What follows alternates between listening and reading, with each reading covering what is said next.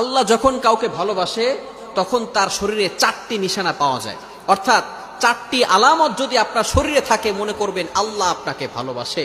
4টি নিশানা। 1 নাম্বার হচ্ছে যাদেরকে আল্লাহ তাআলা দ্বীনের সঠিক জ্ঞান দান করেন তাদেরকে আল্লাহ তাআলা মহব্বত করেন। নাম্বার 2, দ্বিতীয় নাম্বার হচ্ছে যারা বেশি বিপদে পড়ে আল্লাহ তাআলা তাদেরকে মহব্বত করেন।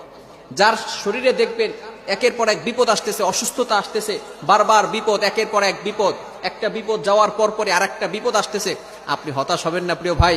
আল্লাহ তাআলা আপনাকে ভালোবাসেন। এই কোটি কোটি মানুষের ভিতরে আল্লাহ তাআলা আপনার প্রতি ফোকাস করেছেন, আল্লাহ তাআলা আপনাকে ভালোবেসেছেন বিধায় আল্লাহ পাক রব্বুল আলামিন আপনাকে বিপদ দিয়েছেন। মনে রাখবেন নবীদেরকে আল্লাহ তাআলা বিপদ দিয়েছেন।